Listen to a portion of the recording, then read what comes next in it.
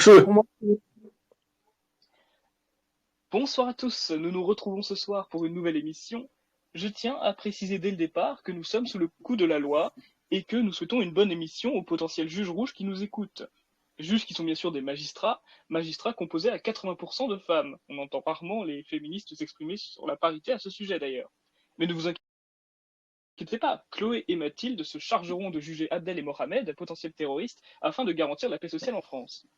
Le sujet de ce soir sera donc le féminisme, nouveau cancer de notre société, celle qui déconstruit tout aussi bien la famille, qui parle d'économie sans connaissance du sujet, qui nous invente une inégalité salariale, qui diabolise la religion, comble d'ironie, qui réécrit notre histoire et qui veut, comme toute idéologie de gauche, nous enfermer dans un individualisme exacerbé, dissonant, et ce, peu importe les conséquences désastreuses qui en découlent. Épaulée par les plus grands médias d'ailleurs, cette idéologie est incontournable tant elle a des conséquences sur notre politique, notre morale et demain notre économie. Et pour en parler, j'ai ce soir des invités de marque. Pierre-Nicolas Nux d'abord, délégué régional de la Lorraine pour le Parti de la France. Bonsoir Pierre-Nicolas, merci d'être avec nous. Salut Alex, salut. Epona, que vous connaissez tous. Bonsoir Epona. bonsoir Alexandre, bonjour à tous. Merci d'être avec nous ce soir. Et Gwendoline Martin, nouvelle adhérente au Parti de la France. Bienvenue au parti d'ailleurs. Et merci d'être avec nous ce soir. Bonsoir et merci. Évidemment, je vous rappelle les règles. Il suffit d'appuyer sur le micro pour vous exprimer et réappuyer quand vous vous exprimez pas. La première heure sera consacrée aux questions que je pose à mes trois invités. D'ailleurs, il y a la parité ce soir, je me rends compte, puisqu'il y a 2 hommes et 2 femmes. Et la seconde partie sera une demi-heure où ce seront directement vous, les auditeurs, qui pourrez poser vos questions. Je vous suggère de commencer. Pierre-Nicolas Lupes, vous qui êtes dans le droit, la présence exponentielle des femmes dans la justice a un impact, selon vous, sur le laxisme judiciaire en France? Oui, c'est absolument évident. Et avant même de parler du laxisme judiciaire, on peut tout simplement parler du droit de la famille. Moi, je dis assez souvent, alors ils disent que je suis pessimiste, mais l'avenir de l'homme en Occident, c'est d'être divorcé et de payer une pension alimentaire à sa femme, ou plutôt à son ex-femme, qui se barre avec ses gosses et la moitié de son pognon. Quand on se donne la peine, quand on est juriste par exemple, quand on a fait du droit de la famille, quand on se donne la peine d'étudier les statistiques qui sont fournies par l'INSEE et par le ministère de la Justice, on s'aperçoit que le taux de divorciabilité, alors ne riez pas, hein, c'est une science, hein, c'est ce qui étudie les divorces, eh bien selon les années varie entre 45 et 60%, c'est jamais en dessous de 45%, ça veut dire que vous avez une chance sur 2 de divorcer, et lorsque vous divorcez, ça ce sont les statistiques du ministère de la Justice, eh bien votre enfant sera confié dans 80% des cas entre les mains de la mère, même si c'est parfois totalement nuisible à l'intérêt de l'enfant. Alors, avant même de parler de laxisme judiciaire, on commence déjà à parler des conséquences sur le droit de la famille. Nous avons aujourd'hui énormément de familles détruites, de gens divorcés, et des enfants qui sont élevés par des femmes. On voit le résultat sur la société. Merci Pierre-Nicolas Lupes de votre réponse. Epona, quand on connaît l'islam et son rapport à la femme, il n'y a pas une contradiction dans la gauche à vouloir faire cohabiter le féminisme et la venue de millions de musulmans?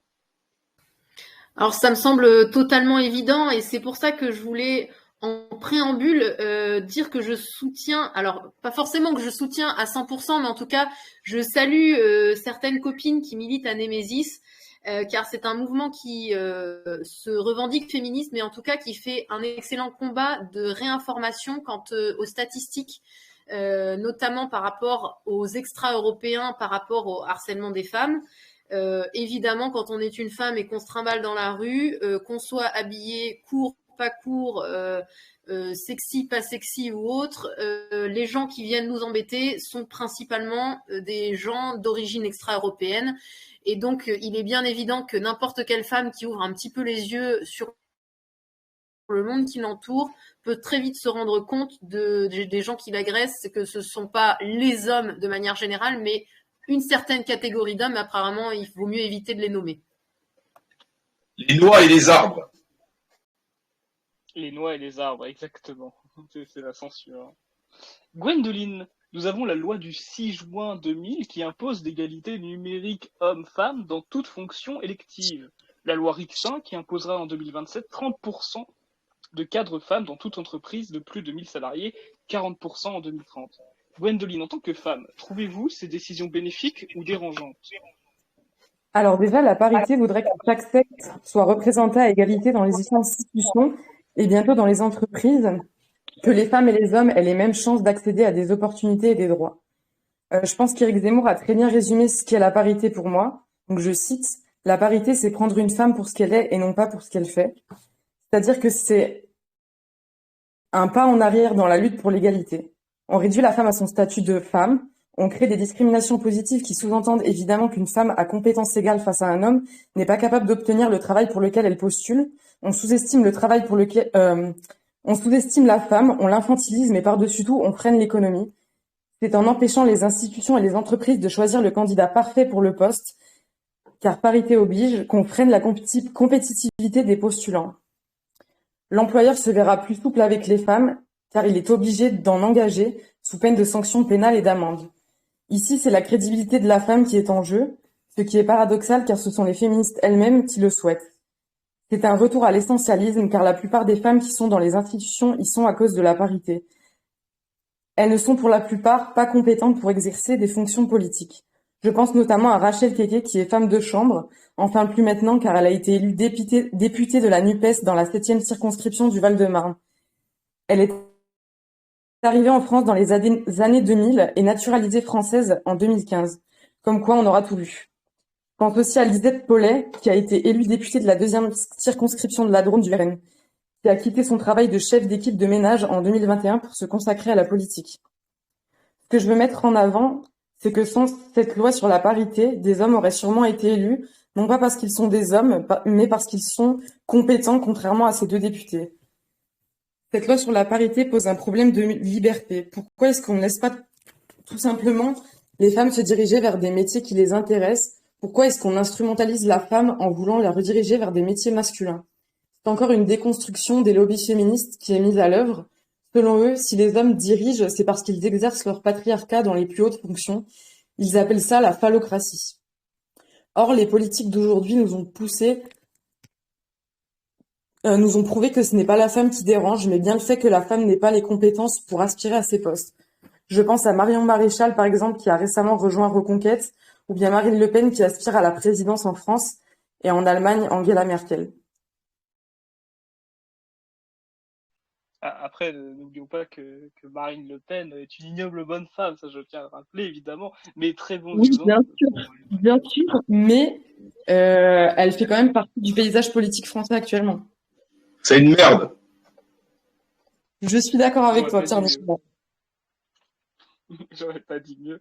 Elle est dans le paysage politique actuellement parce que ça arrange la gauche de ne pas avoir une vraie droite représentée. Il a fallu quand même attendre Zemmour, et Zemmour qui a fait un score, soyons honnêtes, décevant. Mais revenons, excusez-moi, sur le sujet directement du féminisme. Pierre-Nicolas Nups, les noms de tempêtes étaient toujours, de tornades, ouragans, etc., étaient toujours des noms de femmes. Carole, Edna, Alison et même Erika, n'est-ce pas? Les féminismes ont milité pour qu'on alterne entre des noms d'hommes et des noms de femmes. Ce qui a été accepté d'ailleurs. Excuse-moi, je t'interromps, j'entends très mal. Je sais pas si tu m'entends, mais je t'entends en saccadé, c'est vraiment insupportable. Est-ce qu'il faudrait pas que je coupe et que je revienne? C'est peut-être moi le problème. Est-ce que tu m'entends mieux? Est-ce que vous m'entendez mieux, Pierre-Nicolas Nups? Attends, je vais essayer de revenir avec mon téléphone parce que je crois que ma connexion elle merde. Je vais essayer de revenir avec mon téléphone, je reviens. Ah bon, bah, c'est pas grave, on va passer à Epona. La deuxième option était mieux, Alexandre. Maintenant, quand tu parles, on t'entend mieux. Ah bah super, bah je vais rester comme cela alors. Excusez-moi, comme vous le savez, je l'avais dit la semaine dernière, je suis en voyage et donc je n'ai pas mon micro habituel. Et donc on essaie d'improviser. Bon bah Epona, je vais vous poser directement une question en attendant à Pierre-Nicolas Nups et je lui reposerai. Croyez-vous en l'inégalité salariale? 26% d'écart de salaire selon certains journalistes d'investigation. Bon, alors ça, il a été maintes fois prouvé que c'était complètement faux, qu'en réalité, l'écart de salaire était bien plus faible que ça, je crois dans les 3%, quelque chose comme ça, j'ai pas exactement les chiffres en tête. moi, je pense, en tout cas, d'après ce que je vois, que c'est complètement faux, notamment dans certains types de métiers où justement il y a peu de femmes. Donc, pour les encourager, leurs salaires sont bien plus élevés que ceux des hommes. Les femmes, évidemment, quand on compare à tous les postes confondus, tous les temps de travail confondus, etc., on se rend bien compte que oui, les femmes en général travaillent un peu moins, ont en général des postes à moins forte responsabilité. Le tout est de savoir déjà est-ce qu'elles les veulent, ces postes à responsabilité, ce qui n'est pas forcément le cas non plus. Mais d'un autre côté, on ne voit pas non plus toutes les femmes qui ne sont pas éboueurs ou qui ne sont pas ouvriers en bâtiment, etc. Donc, bizarrement, pour certains métiers, les femmes se battent pour la parité, pour d'autres un peu moins. Donc, effectivement, quand on prend tous les métiers confondus, les femmes ont peut-être un salaire qui est un peu moins élevé que celui des hommes. En revanche, quand on prend réellement à un poste égal, à temps de travail égal, à études égales, je ne suis pas du tout persuadée de cela et bien au contraire, les femmes ont en général, à mon avis, et en tout cas moi de ce que j'ai pu observer, un salaire un peu plus élevé. Oui, j'ai écouté la seconde partie de l'intervention de Charlène. Vous m'entendez bien là? À titre personnel, je vous entends bien. Bon, bah, c'est très bien. Oui, alors c'était tout simplement pour résumer un peu ce qu'elle a dit. Pourquoi est-ce qu'il y a un écart salarial entre les hommes et les femmes? Je suis bien placé pour en parler. Je suis quand même juriste spécialiste du droit du travail. Donc tout ce qui concerne les discriminations contre les femmes, on en parle à longueur de journée. C'est dans tous les accords nationaux interprofessionnels, dans tous les accords de branche, dans toutes les conventions collectives, on doit lutter contre ces discriminations salariales. Au moins tous les 3 ans, on ne parle que de ça. Alors, il y a une raison s'il y a une divergence de salaire entre les hommes et les femmes. Ce n'est pas parce que ce sont des femmes, c'est tout simplement parce qu'elles travaillent, pour beaucoup d'entre elles, essentiellement en temps partiel. Tous les employés à temps partiel sont quasiment tous des femmes, ou en grande majeure partie des femmes, et elles s'orientent également vers des emplois qui sont moins bien payés. Il est absolument évident que pour les hommes qui s'orientent vers des métiers comme financier ou ingénieur, ça payera un petit peu plus que les femmes qui vont s'orienter vers la psychologie.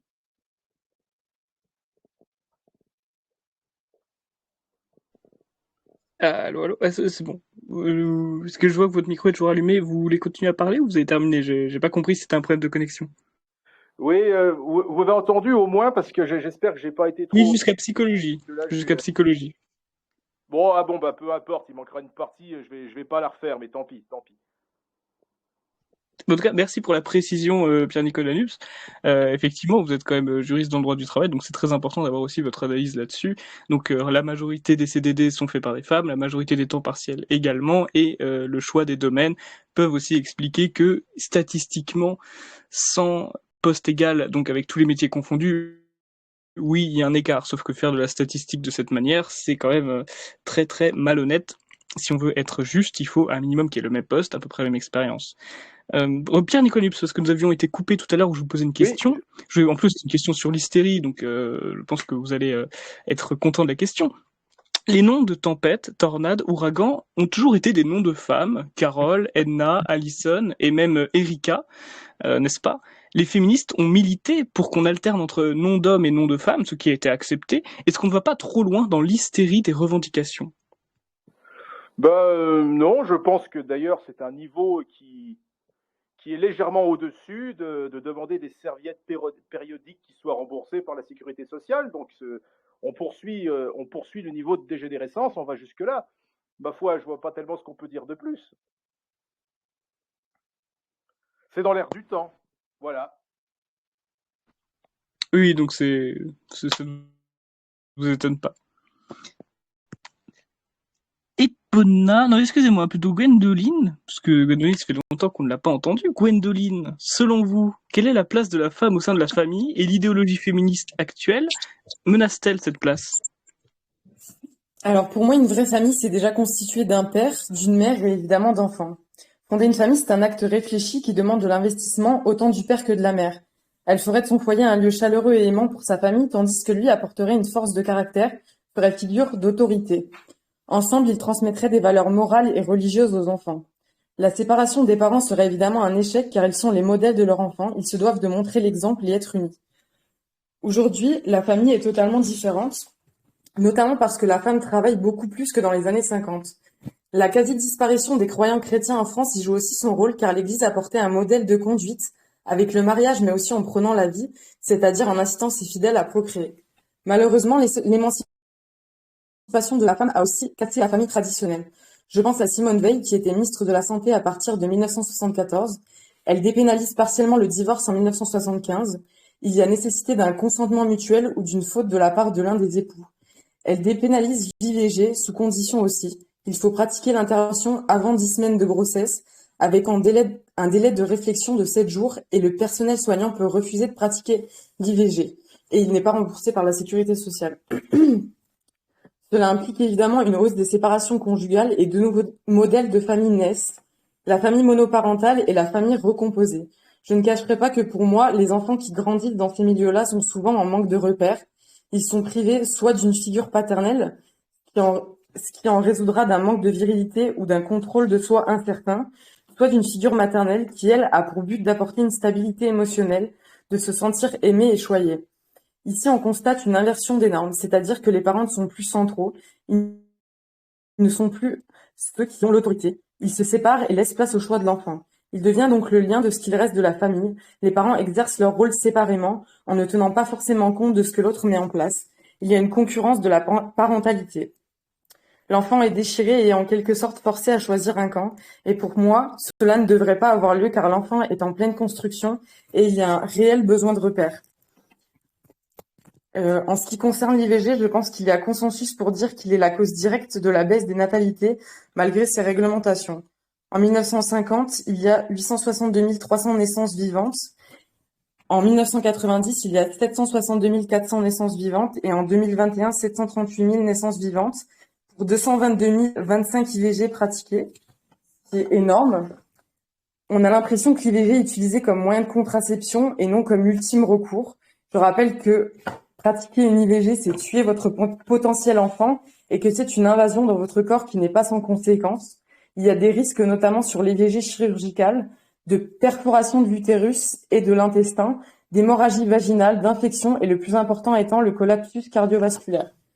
Pour conclure, j'aimerais ajouter à cela que l'homme et la femme sont aujourd'hui égaux, mais que les valeurs morales autrefois si importantes ont été remplacées par une hypocrisie collective sous couvert d'un confort.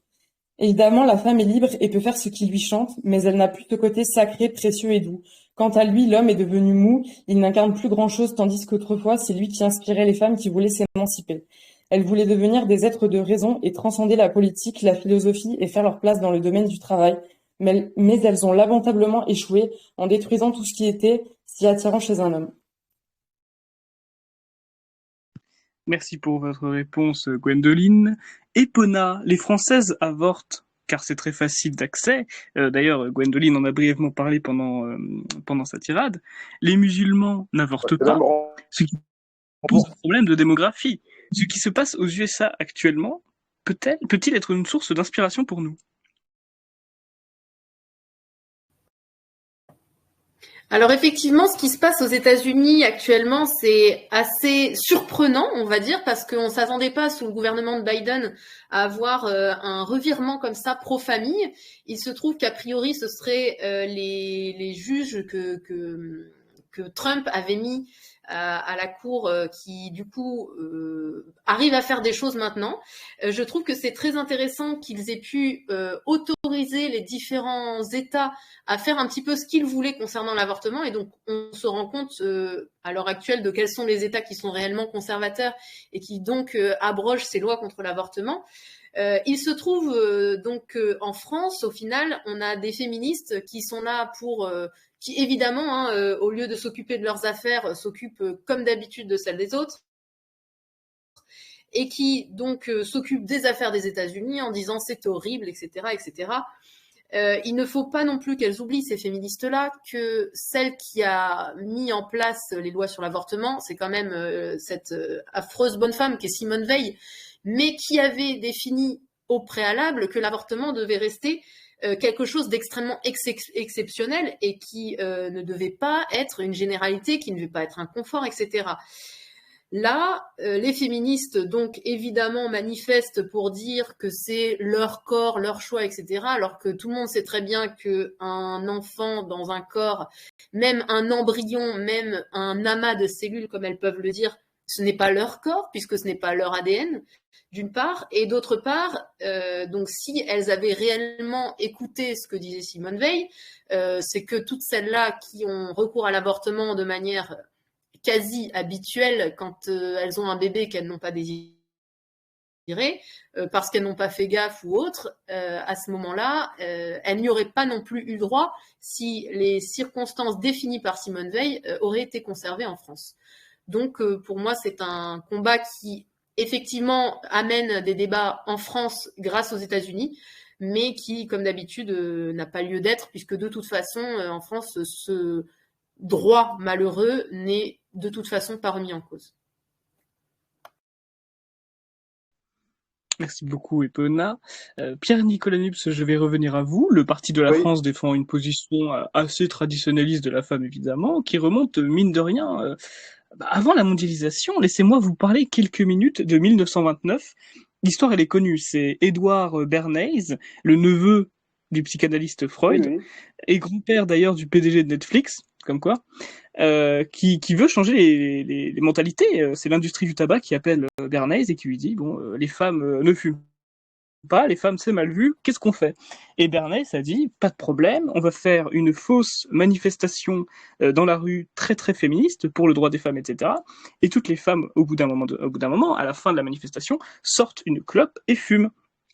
Voulant donc dire que en fumant, il y a une certaine liberté qui est attribuée aux femmes, ce qui est très malin finalement, parce que ce sont les industriels qui ont inculqué cette vision féministe pour casser les tabous. Est-ce que, Pierre-Nicolas, j'en ai oublié ma question, excusez-moi, est-ce qu'on peut considérer que le féminisme aujourd'hui est instrumentalisé par des intérêts financiers et des lobbies? Oh oui, je pense. Je pense qu'ils sont instrumentalisés, ne serait-ce que parce que pour pouvoir fonder une famille, encore faut-il avoir une femme. Et aujourd'hui, la cellule de base de la société, qui est la famille, est attaquée de toutes parts.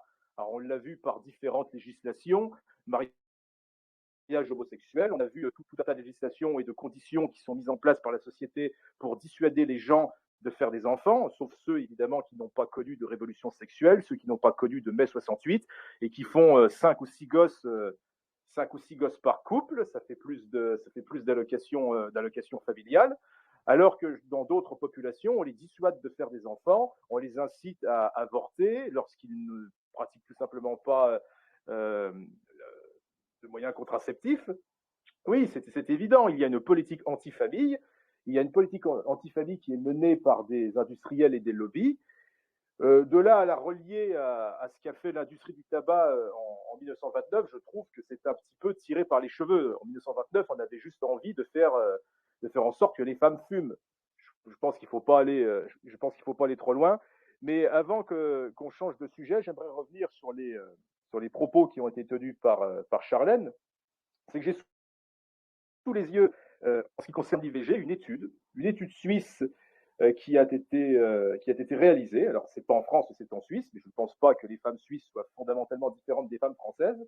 Et ce professeur, le docteur Werner Forster, a déclaré que l'avortement de lifestyle, j'ai un accent anglais épouvantable, représente 99,16% des IVG qui sont pratiqués sur les 220 000. En ce qui concerne le viol, c'est-à-dire les IVG qui sont pratiqués pour motif de grossesse consécutive à un viol, ça ne représente que 0,22%. Et en cas de crainte de malformation, cela représente 0,20%. Alors, non seulement les IVG dont parlait Charlène, c'est-à-dire ceux de la loi Veil d'origine, c'est-à-dire malformation, risque de danger pour la mère ou cas de viol, non seulement ça ne représente que moins de 400 cas par an, mais de plus, une IVG coûte en moyenne 450 €. Et c'est remboursé par la sécurité sociale. Vous multipliez 450 par 220 000 et vous arrivez à un total de 99 millions par an. Donc l'IVG tue notre peuple et elle le ruine en même temps. Donc pour répondre à ta question de savoir s'il y a des lobbies ou autres qui veulent la destruction de la famille, Eh bien oui, très clairement, nous en avons un bel exemple par cet état de fait. Merci beaucoup pour la précision de la réponse, et également pour l'étude suisse. Gwendoline, la femme est-elle désacralisée selon vous depuis la libéralisation sexuelle et la disparition progressive de la religion?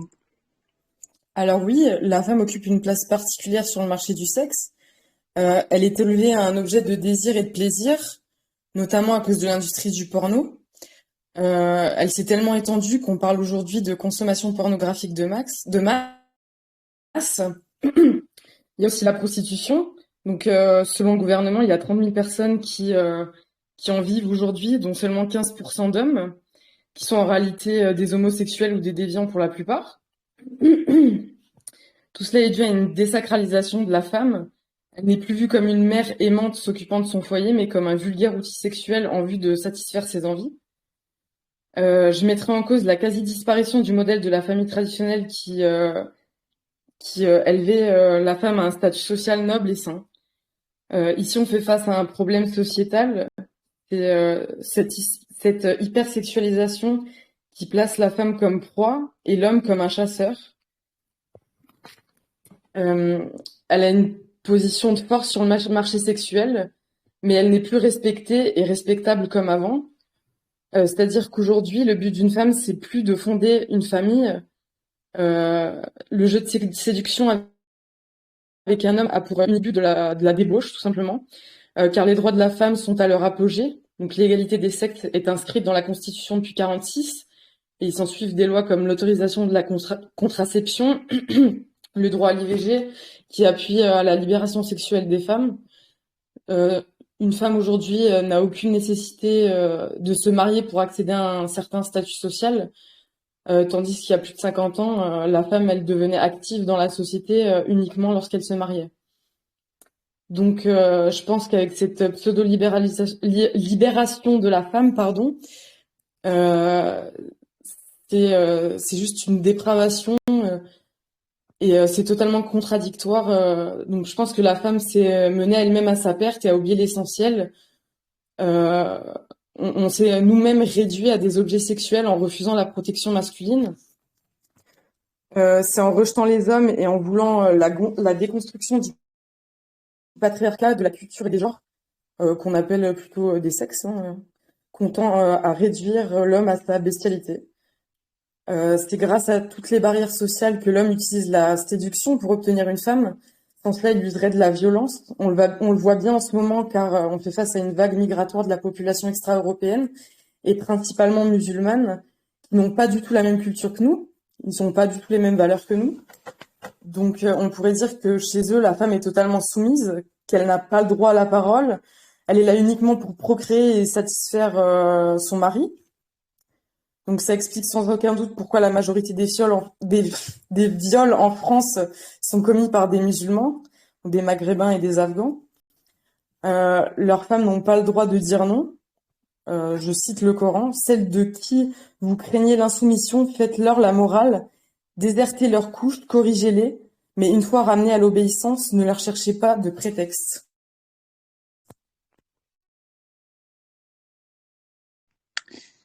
Merci beaucoup. Je ne m'attendais pas à ce qu'il y ait le Coran cité, mais c'est très très bien. Comme ça, on rappelle ce qu'est la religion islamique. Justement, vous parliez du fait que la majorité des agressions sexuelles et des viols sont faites par des musulmans. Epona, ça m'inspire une question. Les agressions sexuelles sont souvent mises en scène dans les publicités par le gouvernement, par des trentenaires, voire quarantenaires, qui sont toujours systématiquement blancs. Pourquoi est-ce que le gouvernement va toujours à l'encontre de la réalité? Pourquoi est-ce qu'elle essaie de donner une image fantasmée du blanc qui fait des agressions sexuelles, alors que la réalité en est tout autre?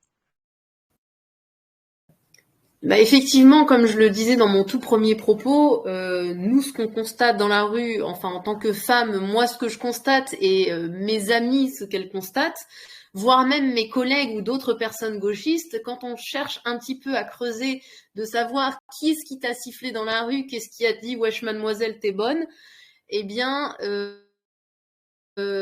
je n'ai jamais entendu personne me dire c'était un jeune cadre dynamique qui sortait de Sciences Po ou je ne sais quoi. Donc bizarrement, on a du mal à comprendre comment ça se fait que on va dire que les ethnies soient mal représentées.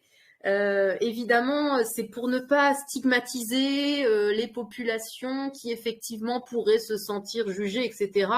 Mais on se rend bien compte que ce n'est pas du tout le reflet de la réalité et que ce genre de publicité et de visuels ne sont évidemment ni représentatifs, mais ne trompent personne non plus. Je ne pense pas que quiconque regarde cette affiche se dise oh oui, oui, je comprends cette affiche. Non, je n'ai jamais rencontré personne qui va me dire oui, effectivement, c'était Jean-Édouard en sortant de son école d'ingénieur qui m'a dit wesh mademoiselle, t'es bonne. Effectivement, merci beaucoup Epona pour cette précision et pour vos mots très crus, mais au moins très explicites. Pierre-Nicolas Nups, Ouais. on est souvent élevé, vous savez peut-être, je crois que vous avez une trentaine d'années. Maintenant, il y a des manuels scolaires qui sont édités en écriture inclusive par Hachette. Ah Faut le bon? savoir. Et cette écriture inclusive, finalement, c'est une conséquence. Il y a un message derrière cela, c'est dire élevez vos enfants comme des enfants et pas les élever comme des petits garçons et des petites filles.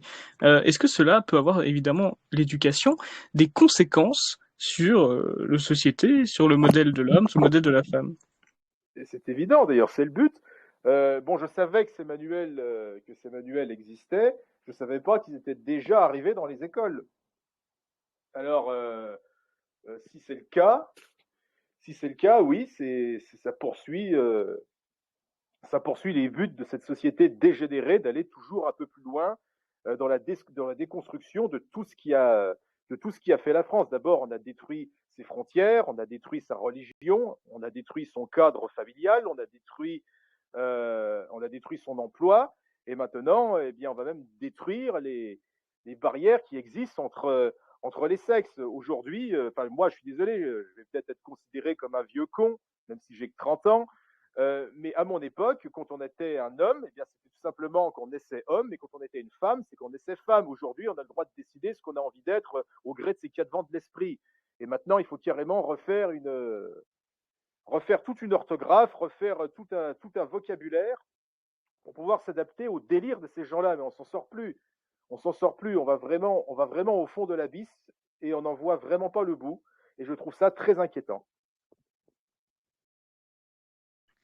Mais effectivement, c'est très inquiétant et parce que l'éducation, c'est aussi le socle de la Oui, bien société. sûr. Mais moi, je me rappelle, aujourd'hui, vous savez, il y a beaucoup de gens qui disent que les gens qui m'ont déjà vu écrire, qui lisent ce que je fais, ils disent que j'écrive très bien.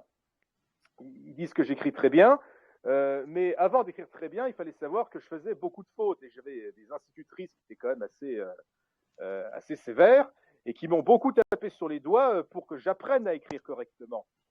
Aujourd'hui, grâce à ces institutrices, je ne fais plus du tout de fautes d'orthographe. Si jamais on m'avait dit à cette époque-là que j'aurais le droit d'écrire comme je voulais et qu'on inventerait une novolangue, je pense qu'elles se retourneraient dans leur tombe. En tout cas, on est content de savoir que maintenant vous écrivez très bien.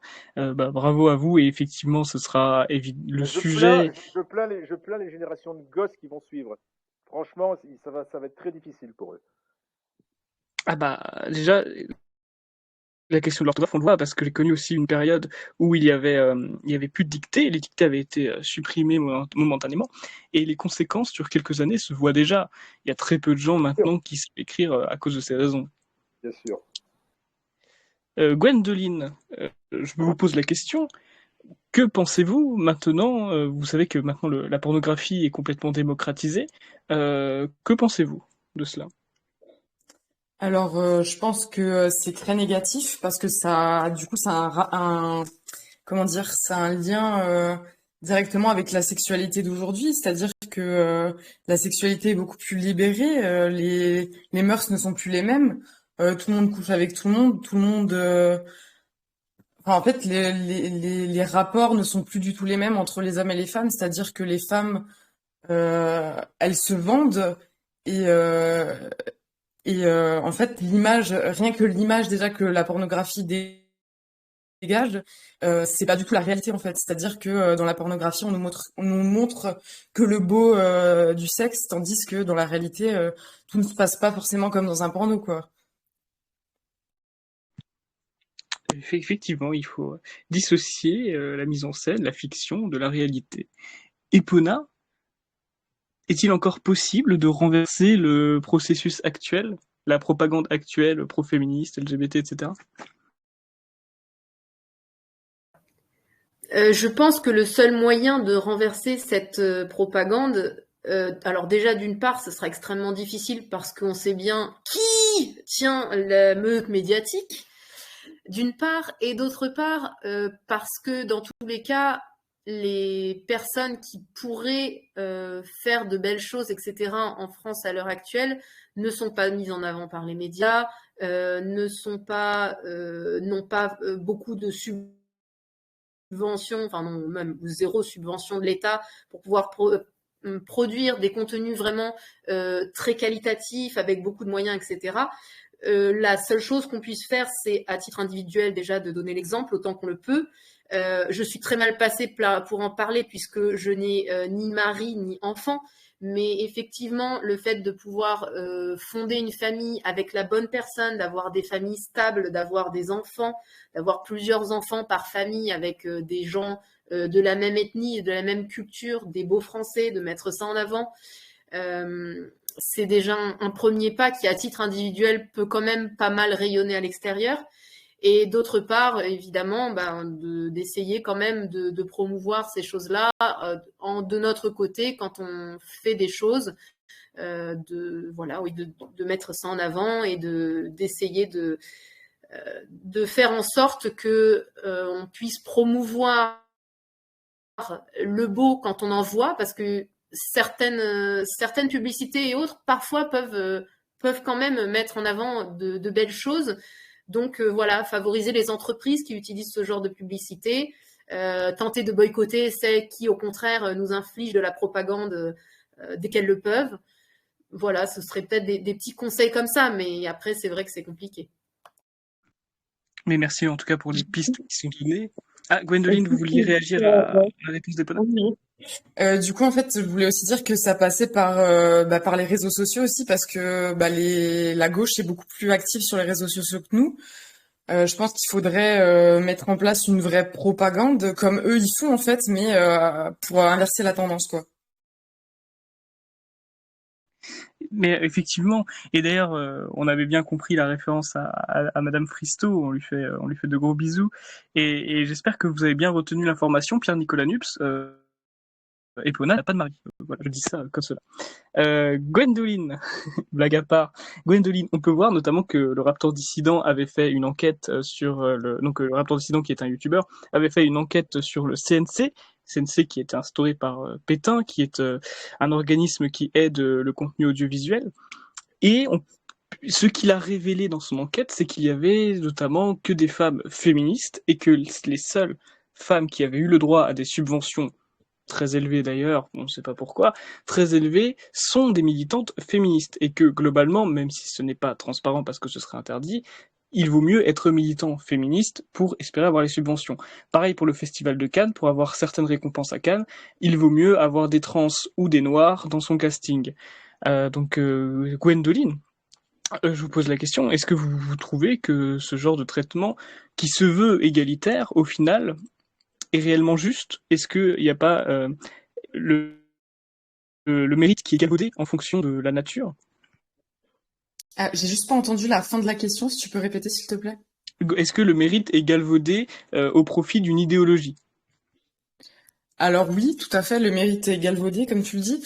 Je pense que aujourd'hui le mérite n'existe plus en fait. Je pense que aujourd'hui, pour mériter quelque chose, il faut juste avoir les bons opinions en fait. Il faut les bonnes opinions, pardon.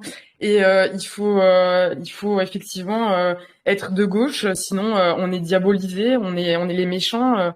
Il y a une opposition clairement entre la bien-pensance qui est la gauche et la droite d'aujourd'hui qui est Satan, qui est le diable en personne. En fait, être de droite aujourd'hui, ça signifie tout simplement ne plus avoir de vie sociale, quoi, ou alors être vraiment en marge, en fait. Je comprends tout à fait. Et Epona, après je reviendrai vers Nups. Epona, comment faire comprendre aux femmes que le féminisme n'est pas quelque chose qui les défend, mais qui au contraire les dénature?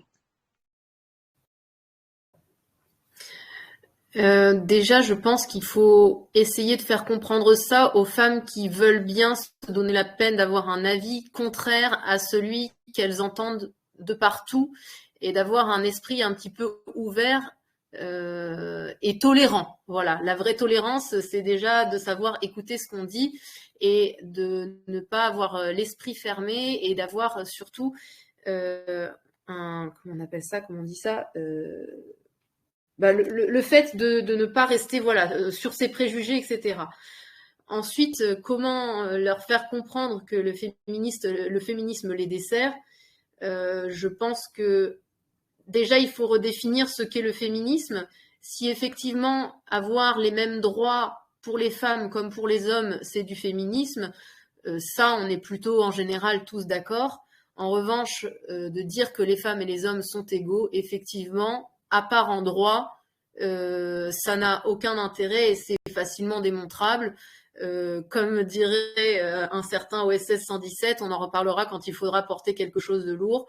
Une femme aura beau faire de la musculation, etc., faire de la natation à très haut niveau, être la première de sa catégorie, elle se fera très souvent détrôner par Lisa, qui a pris des hormones et qui était 120e dans sa catégorie, puis tout d'un coup qui se retrouve première, premier quoi en fait, parce que elle se considère comme un homme.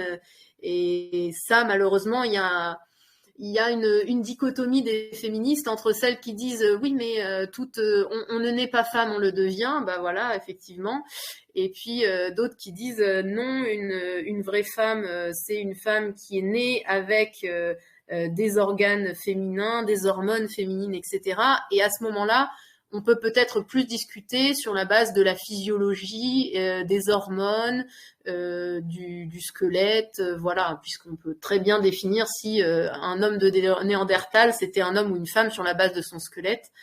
Voilà, je pense que c'est peut-être à ce genre de personnes qu'on peut plus facilement discuter à base d'arguments qui sont sur la nature, sur la biologie et sur la physiologie. Merci beaucoup, Epona.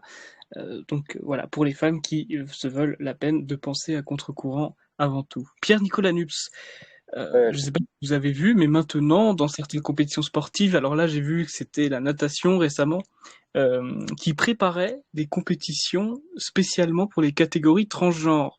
Est-ce qu'il y a un lien entre le wokisme et le féminisme? Et est-ce que c'est légitime de faire des compétitions transgenres?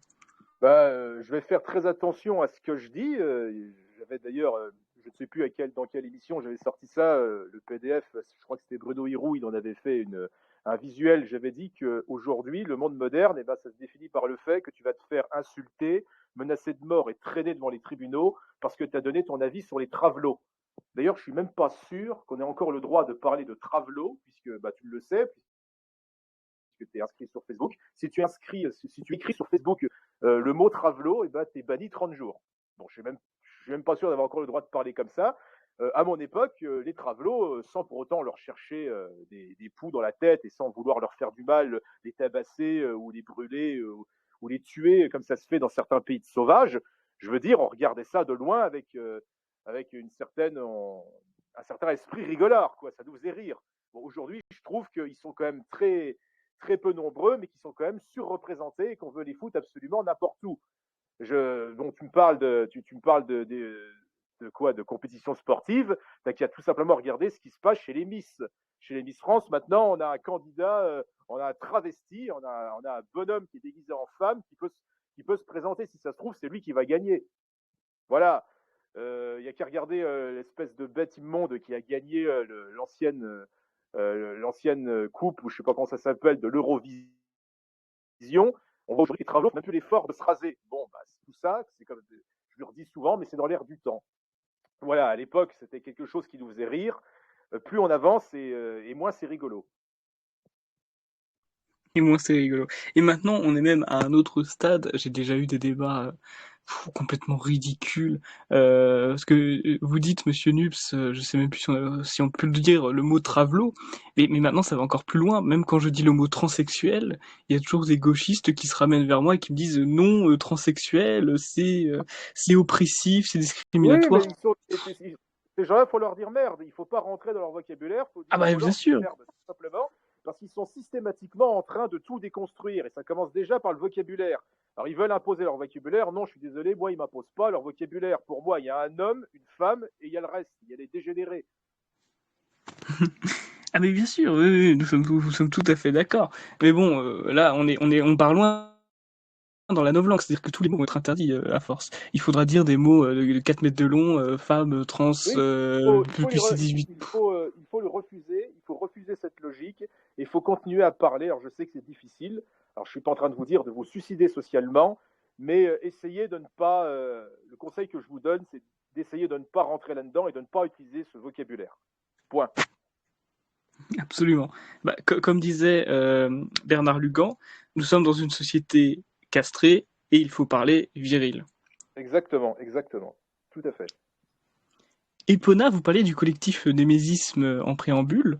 Y a-t-il un féminisme de droite? Est-ce que le féminisme classique est conciliable avec le féminisme moderne?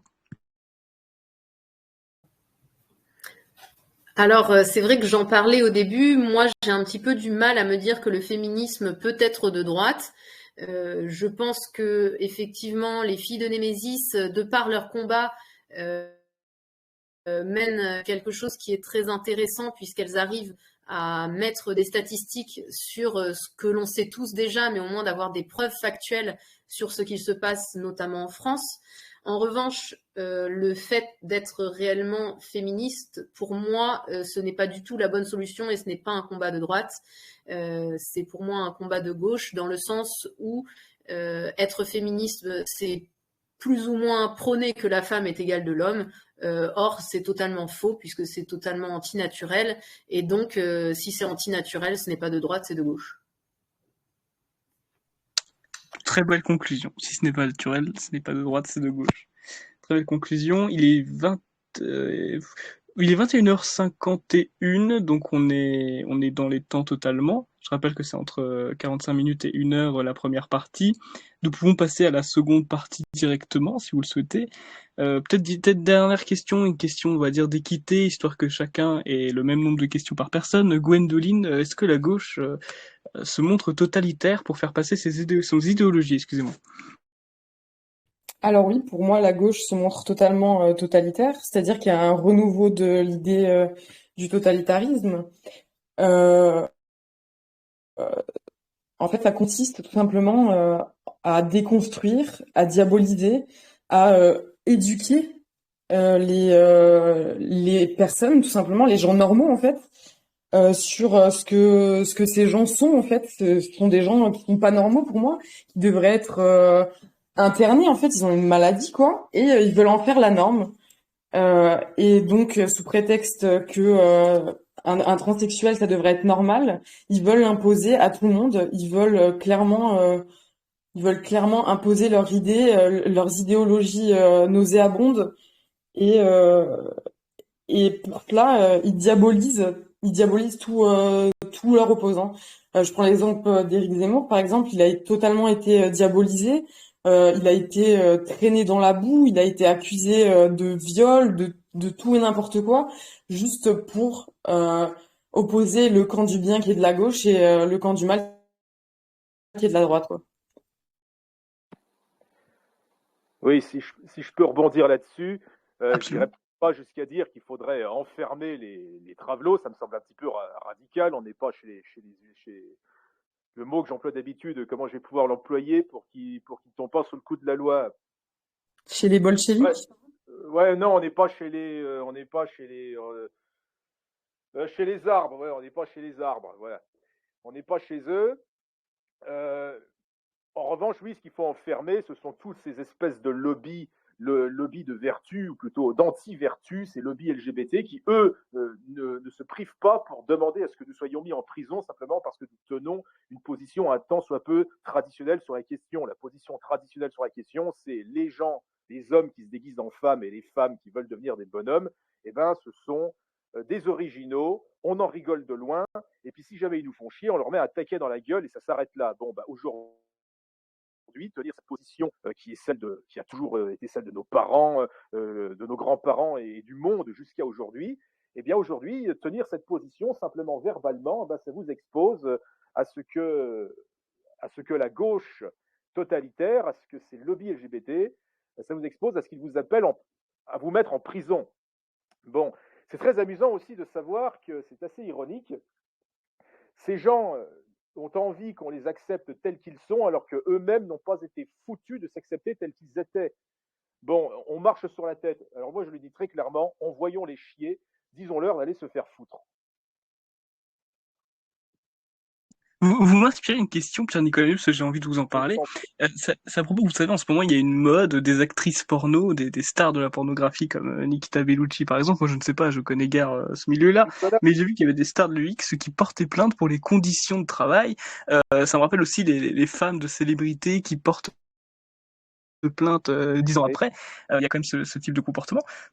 Comment on pourrait le traduire, ce comportement-là? Est-ce que ce n'est pas aussi, là, une forme d'hypocrisie? Complètement. De toute façon, bah, le nom de l'actrice que tu as cité et que j'éviterai de trop en parler pour ne pas lui faire de la pub, eh ben, elle est connue pour être je fais attention aux mots que j'ai employés, j'ai pas envie de me prendre un procès, pour être en tout cas une fouteuse de merde. Et si elle fout la merde, c'est pour une raison très simple, c'est qu'elle n'a pas réussi à atteindre les degrés auxquels elle prétendait dans sa profession et qu'elle ne pouvait pas atteindre tout simplement parce qu'elle n'avait pas le niveau. Voilà, donc ça c'est pour répondre à celle que tu as citée. On s'aperçoit beaucoup que beaucoup de femmes se plaignent des conditions qu'elles ont eues des conditions de travail qu'elles ont eues dans cette industrie, mais plusieurs années après.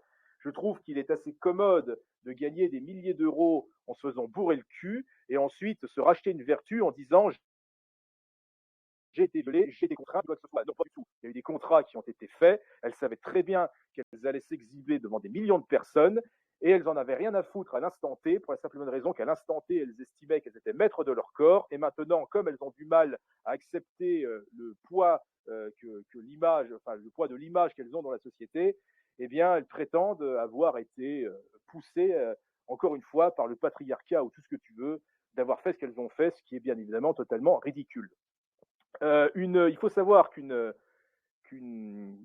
femme qui décide de se livrer à la prostitution, eh bien, elle peut gagner plusieurs centaines, voire même des milliers d'euros par jour en fonction de ses qualités et de son physique, en faisant ça avec des hommes normaux, dans un cadre privé, dans une chambre d'hôtel ou chez elle, ou à l'arrière d'une voiture ou je ne sais où.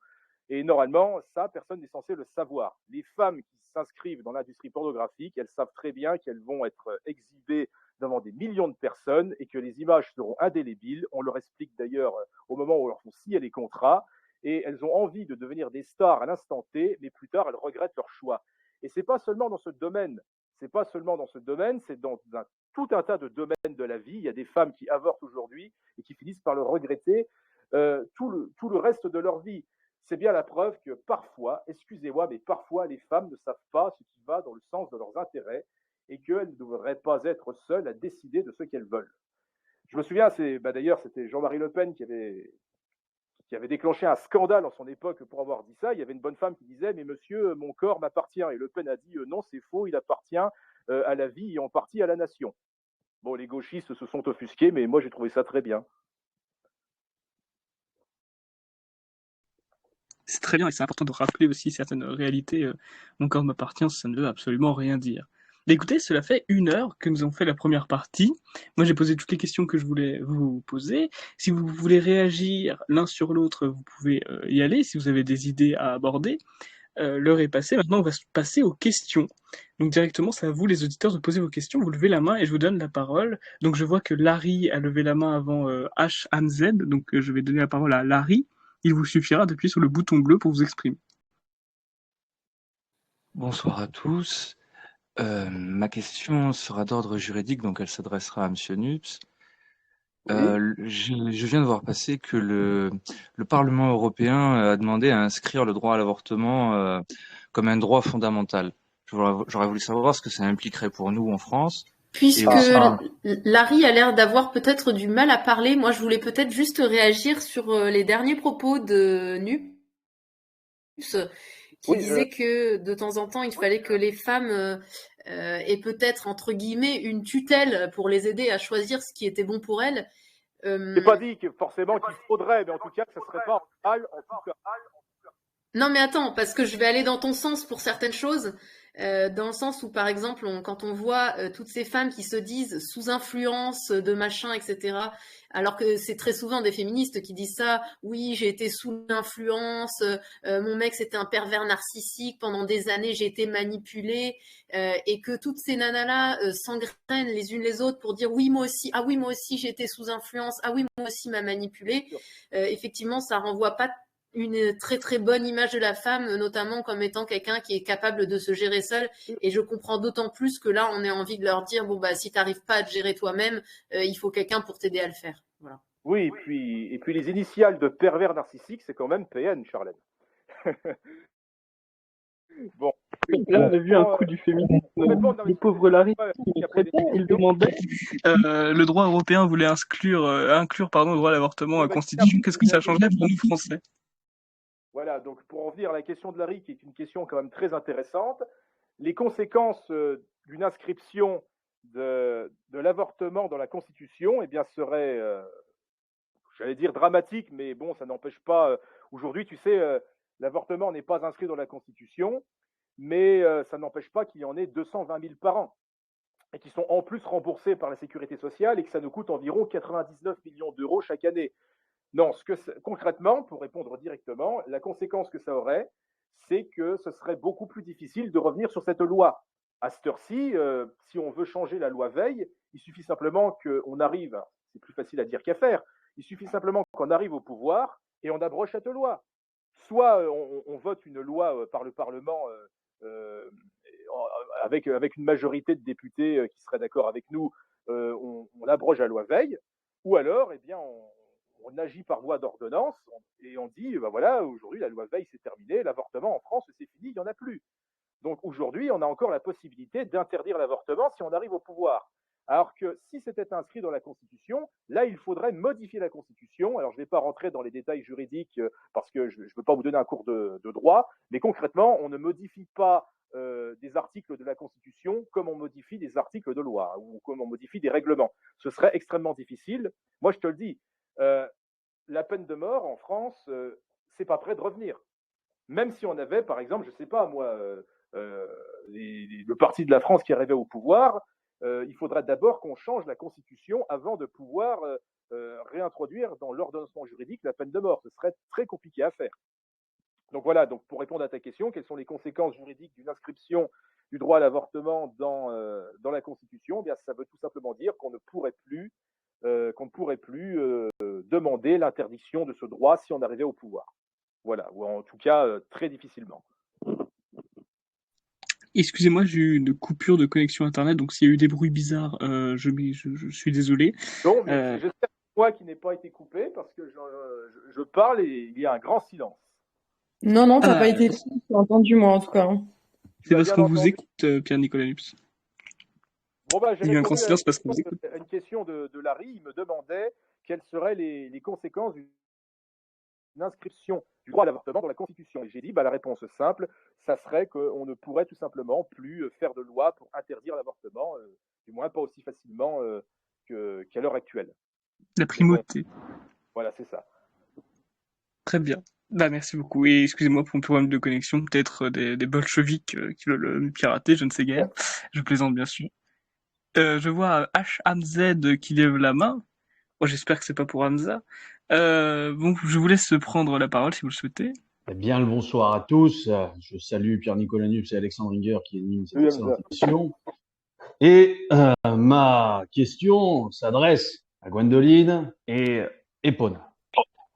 En effet, comme vous l'avez bien souligné et remarqué, la propagande de gauche, wokiste, transgenrisme, etc., est massive, présente dans tous les réseaux sociaux. Cependant, vous avez omis de parler du narcissisme de masse. le narcissisme de masse et ce qui s'exprime depuis plus de 10 ans maintenant à travers Facebook, Instagram et autres réseaux sociaux, dirons-nous plutôt scabreux, comme OnlyFans et Mime. Quelles seraient selon vous les méthodes, les manœuvres à appliquer pour réussir à détourner l'ensemble de la gente féminine de ce narcissisme de masse qui pervertit leur conscience? Merci à vous pour votre réponse. Donc, je donne la parole à Epona, ensuite Gwendoline ou l'inverse, comme vous le souhaitez. Je pense effectivement qu'il y a une partie de narcissisme qui intervient notamment sur les réseaux sociaux, notamment avec l'avènement d'un certain nombre de médias, par exemple pour les jeunes, je pense notamment à TikTok qui incite les femmes et les filles et non seulement les très jeunes filles aussi à se déhancher sur des musiques de rap ou d'autres musiques actuelles, mais en tout cas avoir des comportements de femmes séductrices alors qu'elles n'ont que 12 ans. Ces comportements-là, je pense que, par exemple, je crois que c'est la Chine qui a interdit TikTok alors que pourtant ça vient de chez eux ou je sais plus trop. Enfin, voilà, il y a certains pays qui interdisent ce type de réseaux sociaux. Je pense que c'est quelque chose qui est important à faire, notamment pour les plus jeunes et pour que ça serve plutôt à la diffusion de belles images, d'idées. Alors pourquoi pas de chorégraphies si elles sont bien faites, mais voilà, par rapport à l'hypersexualisation de la femme, on se rend bien compte que c'est des choses qui marchent au niveau des Pardon, il y a un écho. J'ai mis en muet.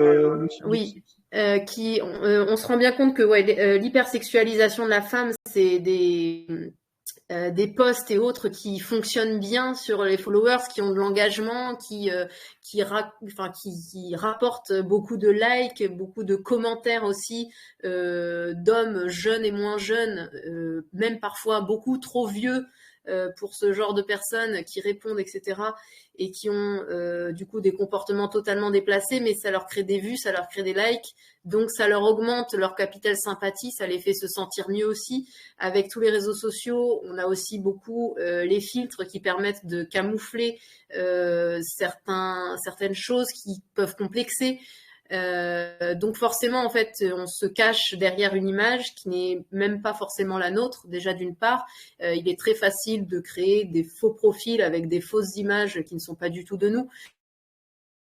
Donc effectivement, les réseaux sociaux, c'est quelque chose qui est non seulement à surveiller, mais peut-être à restreindre chez une certaine catégorie de la population. Je ne sais pas si ça répond un peu à ta question, Hamza.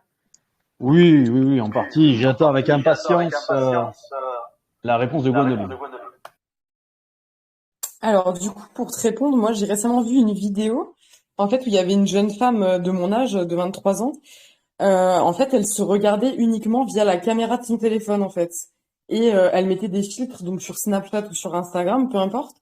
Et elle pensait, en fait, qu'elle ressemblait vraiment à l'image que son téléphone lui renvoyait.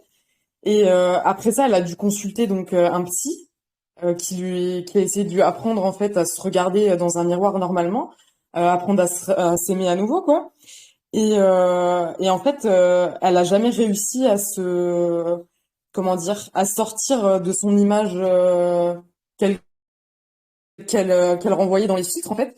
Et du coup, à 23 ans, elle est refaite de partout. Elle a refait sa poitrine, elle a refait son visage, ses pommettes, ses lèvres, etc. Et en fait, moi, je trouve ça triste parce que elle est jeune et elle est encore belle et c'est ridicule justement de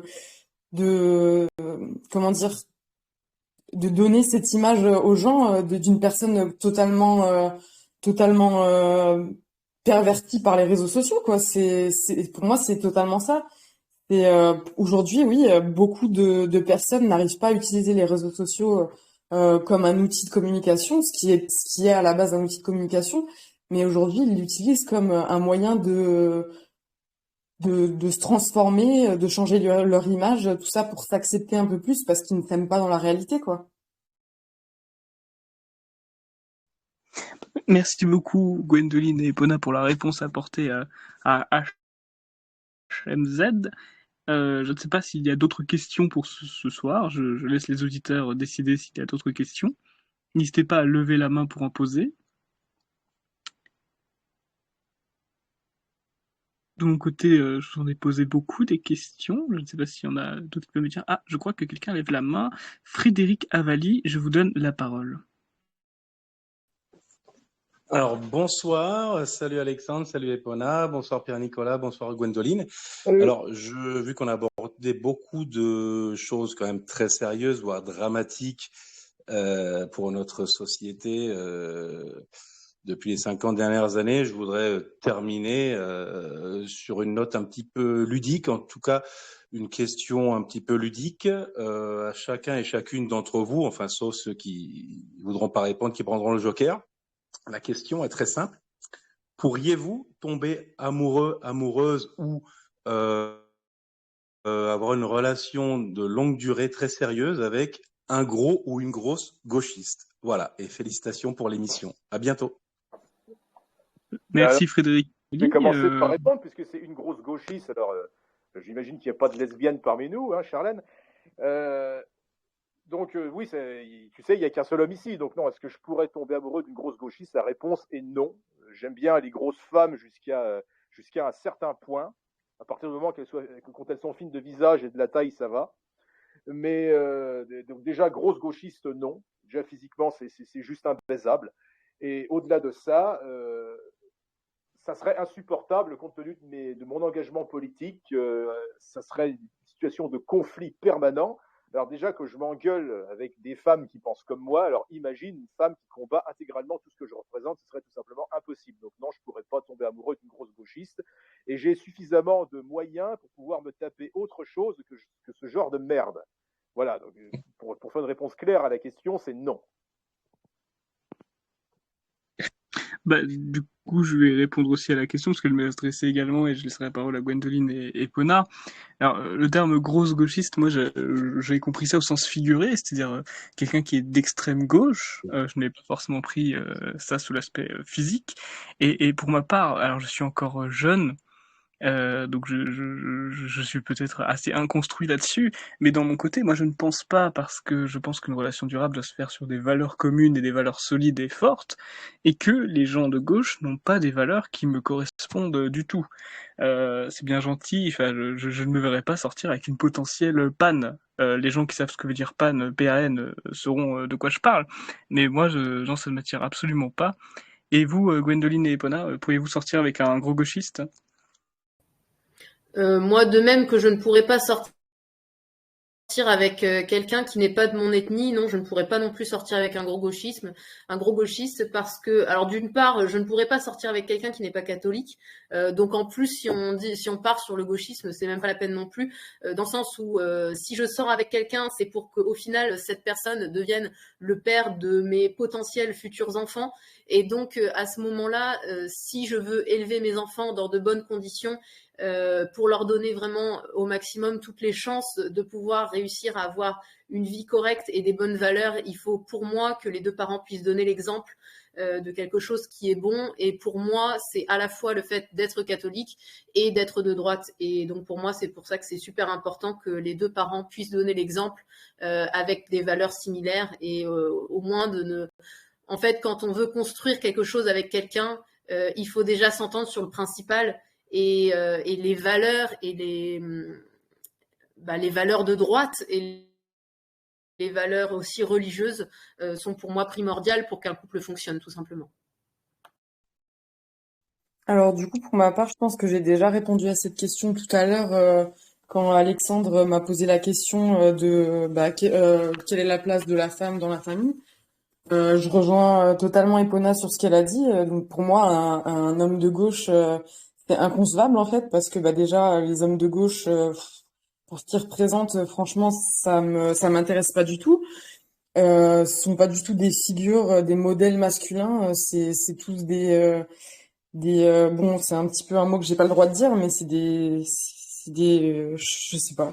Bref, ça m'intéresse pas du tout. Et pour fonder une famille, ça ne m'intéresse pas. Je veux quelqu'un qui a les mêmes valeurs que moi et qui pourra transmettre, comme je l'ai dit tout à l'heure, des valeurs morales et religieuses à nos enfants, et qu'elles soient les mêmes, quoi.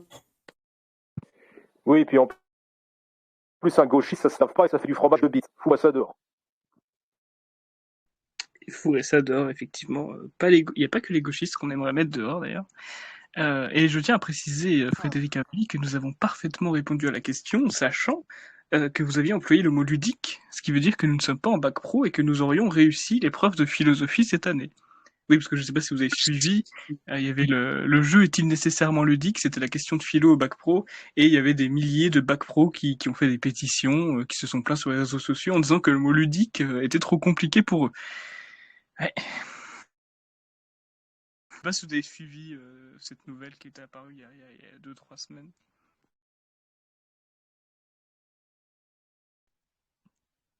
Ouais, ça Gwendoline, montre un peu, ça montre un peu où en est le système éducatif aujourd'hui.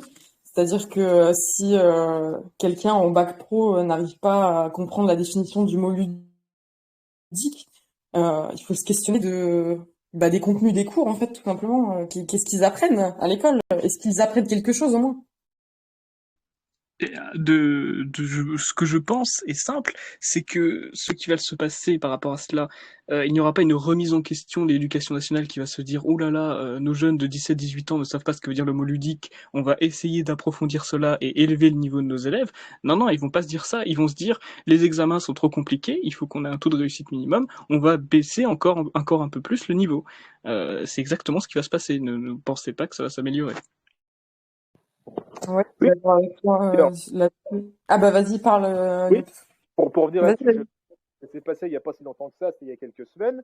C'était la nana qui avait rédigé le sujet de bac de français, je ne sais plus pour quelle filière. Elle avait reçu des centaines, voire même des milliers de messages de mort sur les réseaux sociaux parce que les élèves trouvaient que le sujet était trop compliqué. Alors moi, je suis quand même allé lire le sujet. Je me prends pas pour un intellectuel de premier plan, mais enfin, il suffit simplement de lire le texte et ensuite de répondre à des questions dont les réponses sont dans le texte qu'on vient de lire. Alors je ne sais pas ce qu'on est en train de former comme attardé, mais je trouve que c'est très grave. Faut vraiment qu'on remédie à tout ça. Alors comment, j'en sais rien, mais il faut vraiment mettre un coup de pied dans cette fourmilière. Par la démocratie, ça va être un peu compliqué. Donc je sais pas si les auditeurs, je vois qu'on est monté à 38 participants, on a eu un petit pic de 10 personnes d'un coup, cela fait plaisir. Et je sais pas si parmi les nouveaux arrivants vous avez des questions, sachant qu'il est probable que nous ayons abordé le sujet avant, mais toujours, essayez toujours, ça ne coûte rien. Et bien sûr, mes invités, si vous voulez aborder un sujet, faites-vous plaisir, c'est le moment, vous avez le micro.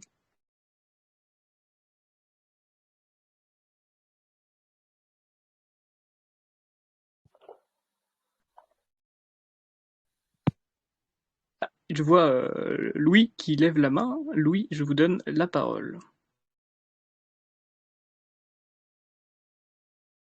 Il vous suffit d'appuyer sur le petit bouton bleu. Ah, parfait. Bonsoir, est-ce qu'on m'entend bien? Oui, on t'entend. Alors j'avais une question, je pense que Nicolas Nups pourra mieux me répondre, mais les filles pourront aussi. Oui, allons-y. C'était une question un peu d'ordre social. Je me posais la question, en tant qu'homme en 2022, quel est le meilleur endroit pour rencontrer une femme qui a encore des valeurs, qui est encore attachée aux traditions, etc., etc. C'est selon moi à peu près partout. Bon, déjà, en allant peut-être fréquenter des cercles religieux catholiques, on est plus à même de rencontrer une femme qui partage nos valeurs. Mais encore une fois, c'est pas ça le problème. Le problème, c'est que tu peux trouver une femme qui partage tes valeurs à un instant T et qui ensuite les perdra à un autre moment de sa vie. Ça se voit dans des tas de familles de gens très bien, des familles très nationalistes, très catholiques, où tu as une fille qui finit par devenir PAN, où tu as la bonne femme qui finit par se barrer avec le jardinier sénégalais. Ça arrive absolument tous les jours. On voit ça tous les jours au tribunal, dans les affaires de divorce, etc. Après, ce qu'il faut se dire, c'est qu'il faudra quand même, au bout d'un moment, arrêter ce déclin démographique. Il faudra tout de même continuer à faire des enfants, il faudra tout de même continuer à fonder des familles. Alors, il faut accepter la part de risque que cela comporte. Soit on l'accepte, soit on ne l'accepte pas. Moi, à l'heure actuelle, je n'ai toujours pas accepté le risque d'être divorcé et d'avoir une bonne femme qui se barre avec mes gosses et la moitié de mon pognon. que ce que je disais tout à l'heure, par exemple, tout à l'heure, je vous avais dit ça, l'avenir de l'homme en Occident, c'est d'être divorcé et de payer une pension alimentaire à sa femme qui se barre avec ses gosses et la moitié de son pognon. Mais est-ce que les gens ont bien compris tout à fait la justesse de ces propos? Cela signifie, par exemple, qu'une fois que vous serez divorcé, eh bien, vous devrez vivre toute votre vie, tous les jours, avec l'idée que votre femme, ou plutôt votre ex-femme, se fait sauter par un autre mec, pendant que votre gosse dort dans la chambre d'à côté, votre gosse que vous ne pourrez voir qu'une semaine sur deux, et si votre ex-femme est conne, eh bien, elle vous fera chier, elle vous assignera en justice si jamais vous l'amenez en retard parce que vous avez un problème de voiture ou professionnel ou que sais-je encore. Et le mec qui sautera votre ex-femme tous les soirs aura plus d'autorité sur votre gosse que vous-même, pour la simple raison qu'il vivra avec lui. Alors ça, c'est la façon dont vivent beaucoup de Français, hein. Peut-être même parmi ceux qui écoutent cette conversation, il y en a parmi vos voisins, peut-être même que c'est votre cas. Moi, personnellement, je sais que dans mon état psychologique et émotionnel, je ne supporterais pas ça. Moi, si ça m'arrivait, je pense que je flinguerais et mon ex-femme et son amant, quoi. Donc, comme j'ai pas envie de finir en prison et j'ai pas envie de faire un gosse malheureux avec un gosse exempt de mère et avec un père en prison, j'ai décidé pour le moment de rester dans la situation qui est la mienne.